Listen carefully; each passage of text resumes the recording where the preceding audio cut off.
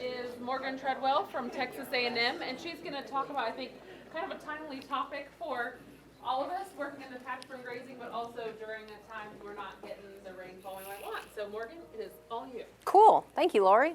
Thanks everybody for coming over and finding the room. Y'all get gold stars figuring out where to be and what time to be there. So thank you very much. The title in the program says, I think, below rainfall years or something like that. And when I was making the slides, I was like, it's just drought. Just call it drought, Morgan. Keep it simple, right? It's burning in a drought.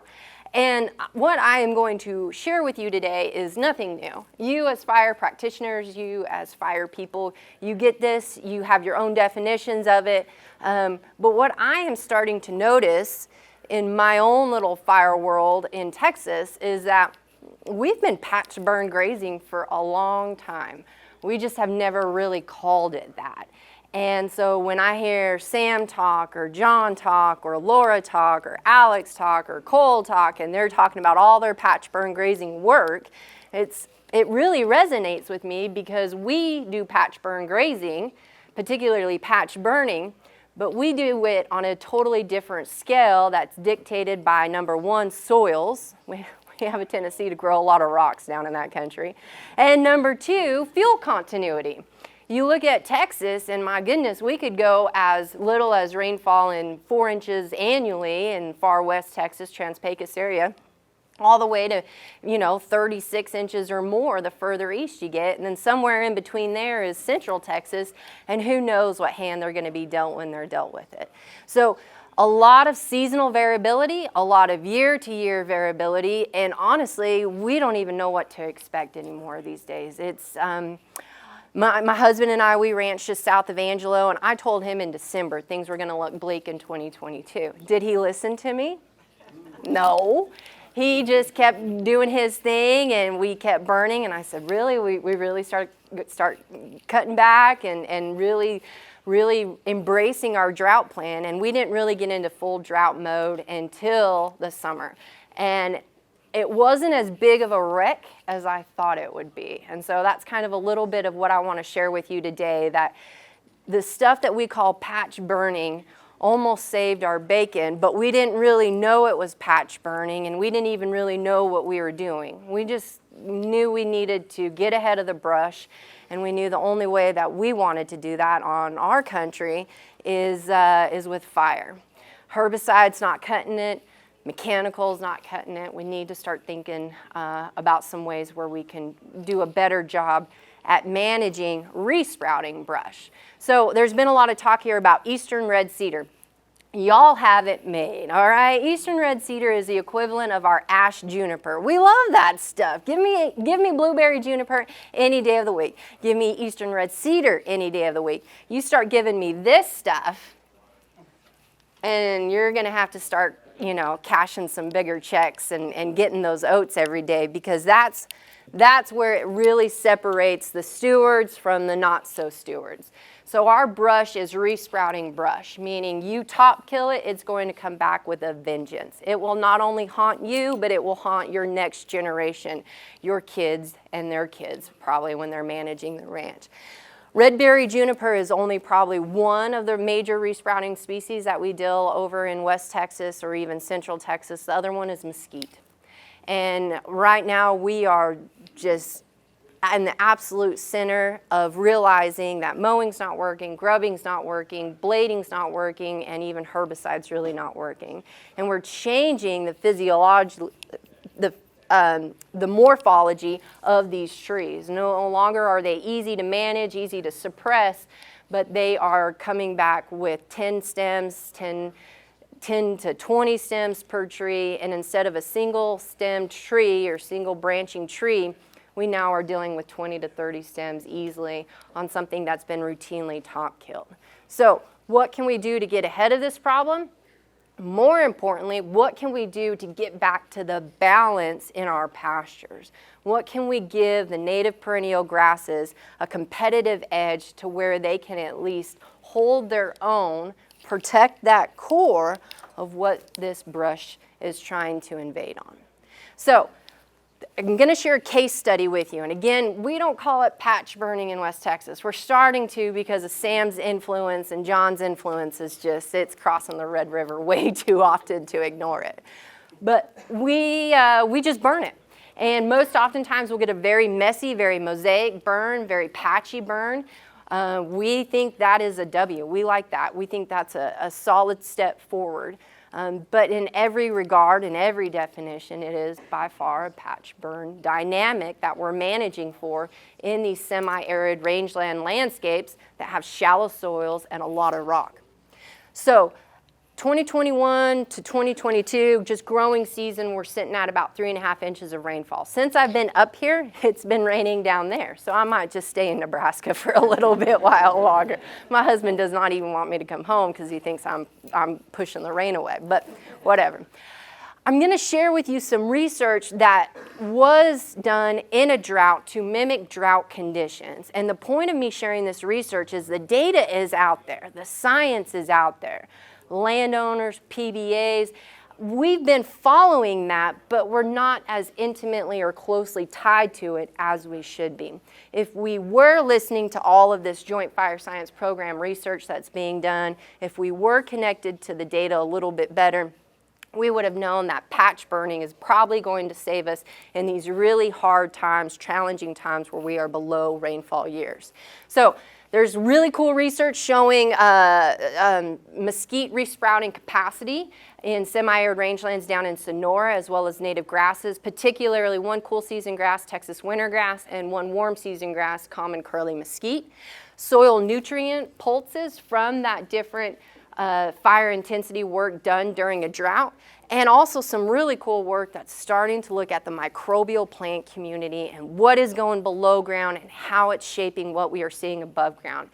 And then I'm going to highlight on some PBA adaptability and adoptability, and then we're going to close with a little bit more information on our case study. So there's been a lot of talk about the Prairie Project, and this project is very much plugged into that Prairie Project. Our case study starts in San Angelo, Texas, just south of Angelo, a little town called El Dorado. August 13th, 2021 was the burn day. It was a 600-acre burn unit. We hit 102 degrees at 1 o'clock. My husband told me to stop taking the temperature at that point because it just got way too hot. Winds 10 to 12 out of south-southwest. We hit a little bit of gusts later in the afternoon. Relative humidity probably bottomed out a little bit more than 19%, but again, I stopped taking the weather at that point. Ignitions were done probably around 1,300 hours, and at the end of the day, it was a dang good burn day and a safe and an effective burn lit. But this is the burn unit that we're looking at, and you can see the topography, you can see the differences in plant communities, you can see the brush encroachment. What you can't see is all the different soil features that exist. Now you pull up Web Soil Survey, it says predominantly 89% of the unit consisted of Tarrant soils, 1 to 8% slopes. In San Angelo, Texas, that's quite a bit of difference right there. But then most of it, we had a little bit of bottomland features too that were getting into kind of a more silty clay and a little bit of a loam component.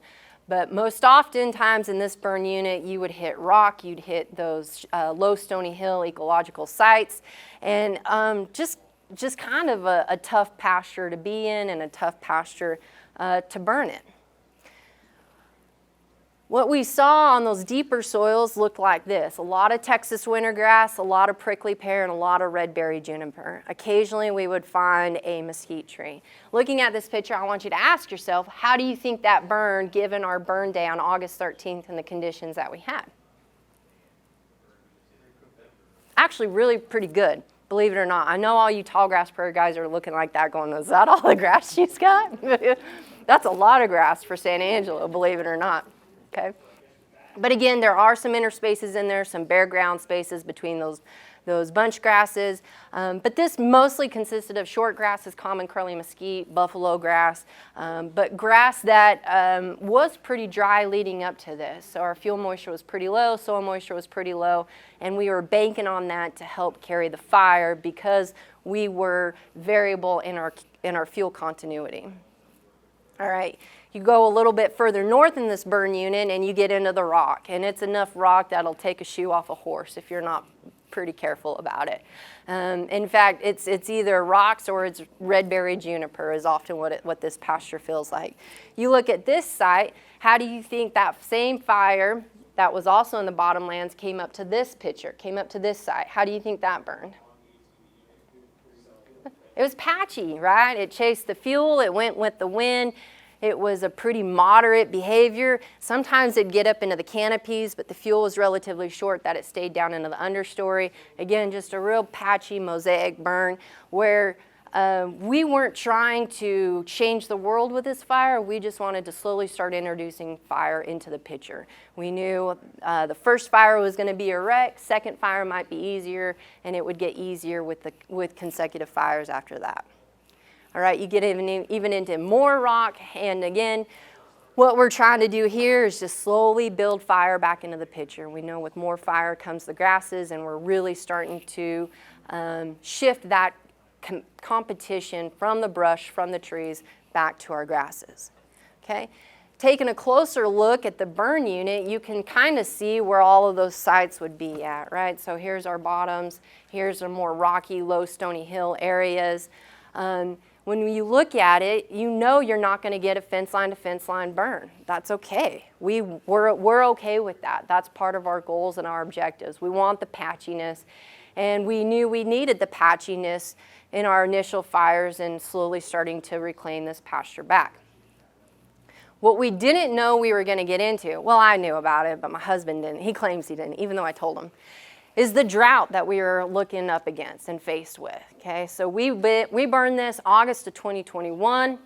It rained a little bit in that immediate post-fire environment. We caught some maybe early fall rains in October, November, but then Mother Nature just quit on us. She didn't want to rain anymore, and we hadn't really seen much rain probably until just recently in that same area. So very trace amounts of rainfall, sporadic. When we would receive it, it would come hard and heavy, and just really not desirable post-fire environments when you're looking to capitalize on the fire effects that you did receive. And it wasn't just us. This happened all across the state. So this is the current drought monitor for August 16th when I took this slide off. Most of the state is in that extreme to even exceptional drought category. I think we've gotten some relief from this in the past few days, but again, this country is tough country on its own, but it got even tougher during this drought. Moving forward, NOAA doesn't show us any type of difference, and we saw that from yesterday's NOAA weather presentation that those guys gave us. Right now it's calling for drought to remain, but improve. So what that tells me is we're probably going to see a little bit of relief, a little bit of rain, but not enough to get us out of the drought and the spell that we're in. Probably be in that same La Nina pattern for the next little bit. So looking at that case study, what kind of consumption did we get from our fire under a patch burning philosophy? Did we graze it? If so, when did we start grazing it? What kind of animal did we graze it with? How long were the livestock in the burned pasture? What did it look like a month later? And now, knowing the drought that we've been in, what does it look like now? Okay, that's kind of the producer angle of this. Let's go to the science, though. So this is a grant that was led by the efforts of Dr. Bill Rogers, who is in the Ecology and Conservation Biology Department at Texas A&M University. We used to be in the same department when it was Ecosystem Science and Management, but we've went through a little bit of a separation, a friendly separation, I guess you could say. He went to the left with ECB, and I went to Rangeland Wildlife and Fisheries Management, but we still work together on a lot of grants. This work was done at the Sonora Research Station. Sonora is just south of San Angelo, even more semi-arid rangeland landscapes. You're looking at an average annual rainfall of probably 18 to 20 inches or so. We implemented a series of low versus high fire intensities, and we did it during a drought. Now, the drought that we were in 2018 was nothing like the one that we are currently in. This one was a little bit more subdued. But we wanted to maximize that drought effect as much as we possibly could. Better yet, we wanted to see what a low intensity fire would do versus a high intensity fire. All said and done, we burned 72 plots. This is really small scale research type stuff. Those plots were 10 by 10 meters in size. We had to add fuel to the high intensity in order to get the temperature, the duration, and the dose of heat that we are wanting to achieve. So we added 441 pounds of slash juniper. Slash juniper is about as hot as it gets, right? It's red berry juniper. It's been cut. It's been dried out for probably a month or so before we started burning it. It was ready to go. The low intensity treatment, we only added 133 pounds of hay to make up for the fine fuel limitations that we had. Now again, we wanted to optimize or maximize that drought period. And so at Sonora, we started burning in, this is in August. Pretty limited rainfall during that growing season of 2018, but then that post-fire environment was a much more wetter environment. So we got pretty decent rainfall during the fall and winter of that year, which is fine. We were able to achieve those drought conditions when we lit the fires, but then it rained after that. So the post-fire environment, take that with a big grain of salt as you're looking at this next little bit of data. So this was a grad student of mine and Bill's that we co-advised looking at the bud banks of Texas wintergrass and common curly mesquite, native perennial grasses that are pretty much dominant species in Sonora, Texas. She recently published this in Ecology and Evolution just in 2021.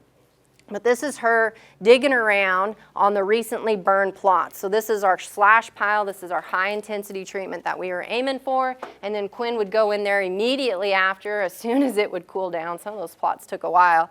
And she'd sample those grasses, particularly the bud bank, to determine if we killed any of these vegetative buds that are on our native perennial grasses. So first things first, this is looking at common curly mesquite, a warm season short grass. And this is, the pre-fire is in the white. Sorry with the projector, it's a horrible color. Post-fire is in black, okay? When we look at the number of buds on a tiller of common curly mesquite, one tiller, one blade of grass, we did not significantly change or alter the number of buds or the bud activity, meaning were those viable buds that could eventually grow into a new tiller, a new phytomere, and form a new blade of grass. So no difference when it came to those low intensity fires that just had the added hay. What about the slash that we added? Remember, we added some juniper to those high intensity fire treatments. Again, no difference in common curly mesquite number of buds or bud activity. Meaning, even when you burn at really high energy, high intensity fires, you're still not killing the vegetative production potential on these native perennial grasses. All right, well, what about our other grass? What about our cool season grass or Texas winter grass? A little bit different story there. Those low intensity fires significantly set back the number of buds, meaning we had bud mortality on those individual tillers, and it also switched the bud activity over to dormant or obviously dead buds on that tiller. So Texas winter grass, fire sensitive species at even low intensity treatments. Kind of cool when you think about Sonora being in a mixed grass environment where we have both cool and warm season grasses. Now the high intensity treatment did the same thing. We set back the number of buds, meaning we killed a good portion of them. We also made what little buds were left or survived the fire, they immediately switched over to a dormant status, meaning this grass wasn't going to respond anytime soon in that post-fire environment. All right, that's what happened above ground, so to speak, but there's this whole new system below ground. And when we start thinking about fire, we really don't think about what's going on below ground or what are the consequences or potential implications of what we did above ground and how it's going down below ground. So on those same plots, looking at the low energy and high intensity energy fires, we did a nutrient exchange probe. Okay, this is measuring actual available minerals, nutrients in the soil available for plant uptake, readily available. It's not just present in the soil, it's readily available for plants to use. When you look at total nitrogen, calcium, magnesium, potassium, and sulfur all responded well to the presence of fire, and some even doubled or tripled when it was those high-intensity fire treatments. Meaning with the presence of fire, even different and varying intensities, we're already manipulating that below-ground soil nutrient pulse. We're creating a pulse. Same with phosphorus, iron, manganese, boron, lead, aluminum, all responded positively to the presence of fire in the below-ground system. And some even more when it was that high intensity again. So in summary, those different nutrients or those different micro and macronutrients, they responded differently, varying low to high. The only two that didn't were copper and zinc, which I found kind of fascinating. Okay, let's get into that microbial community as well. So this is microbial work that was conducted on those same plots, on those same research plots, those itty-bitty plots looking at low-intensity and high-intensity fires. Okay, this grad student, Leila Culpepper, she measured the bacterial community diversity, and in response to both those low and highs, she measured it before burning, after burning, and then she went into that post-fire environment where it really started to rain at 4 months post-fire, 8 and 12 months post-fire. Okay? This is currently being submitted to Geoderma and in review. Now, this is a figure that she put out summarizing what we found. And what it builds is this unique legacy or signature effect of fire.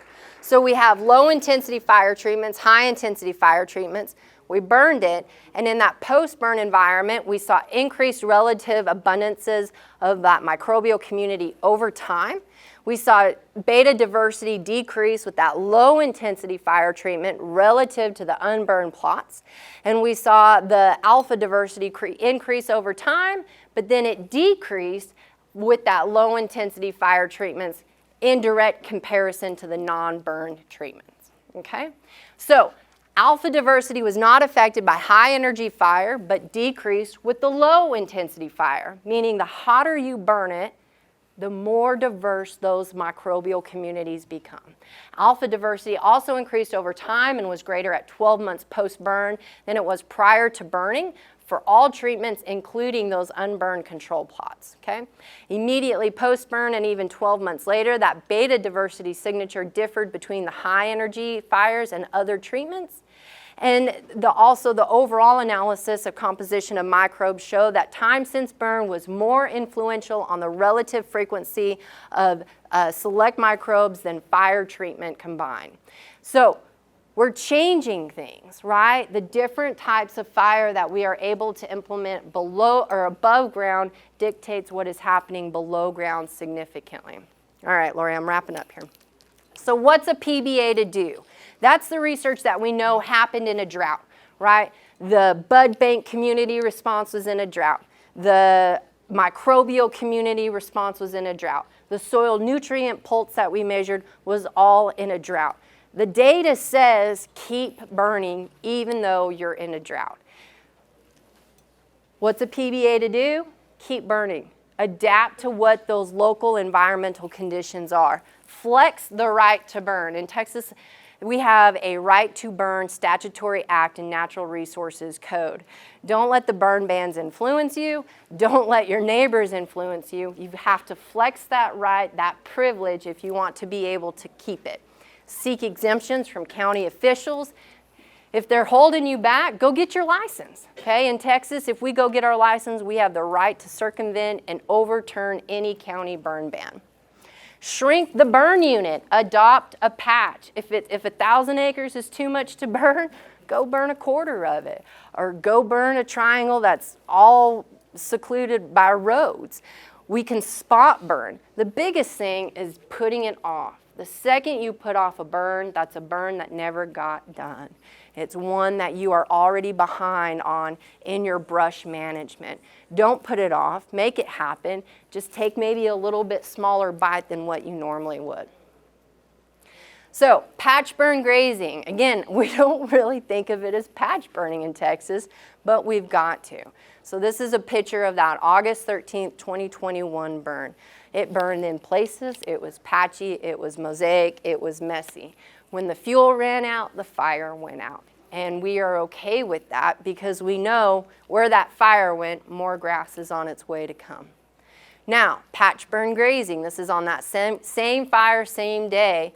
All of the livestock immediately flocked to the recently burned area. These are Dorper sheep. Sheep are just like cattle. They'll congregate, they love it, they see the smell, they see the insects flying, and they're right there on those burn sites, even probably faster than cattle are. All right, we did some photo points and we did some measurement of forage production at these different sites. So if you remember, this was taken the day of the burn. This is 4 months after the burn. Remember, we got a little bit of rainfall into that early fall period, but then that's when the rainfall stopped. So pretty good post-fire environment. Different response at all of those different sites within the burn unit.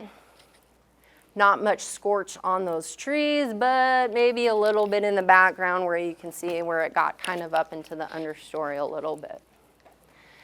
So the 2021 August burn that we had on the sites that we collected the forage production averaged across the burned area grew 500 pounds more forage than the unburned areas. Now, that's not that much more when you're just looking at increases of production or forage over time. But when you are faced with 500 pounds more forage going into probably one of the biggest droughts that I've seen on this place, that much more grass makes all the difference. Okay. We also were able to see extra benefits afforded from burning. That grass that grew back wasn't just more in quantity, it was also better in quality as well. So those animals had a huge bump in the crude protein. We saw increased plant diversity. We got a little bit of a brush suppression out of it. We definitely changed the soil fertility and the overall soil health in those burned areas. We gave our animals a choice when they were foraging, and we had probably a little bit more enhanced wildlife habitat and browse on the brush that was now resprouting. And when the neighbors caught on fire from a wildfire, it hit this recently burned area and basically went out. It was a little bit easier to fight on our side of the fence. So thank you so much for listening to me. I appreciate your attention. If you have any questions, I'd be happy to take any if we've got some time, Lori. One quick question. Uh-oh, one quick question. One. Yes, ma'am. Or sir. What is the frequency of how often you guys burn? We aim for once every 4 years in our country. Oh, the frequency, he asked what was the frequency of burning in our area. We aim for once every 4 years when we're in kind of a reclamation mode, meaning when we're behind the brush. If we're ahead of it and we're in more of a maintenance mode and the competition between our brush and our grass isn't so severe, you could probably push that out to about 7 years or so. But it just depends on what that history of that country is before you're going into it. All right, well, thank you, Morgan. Here's a little thank you, another thank you. Another thank you. Oh, yay, thank you. She'll be around a little bit if you have other questions. You can catch her. You won't miss it in the orange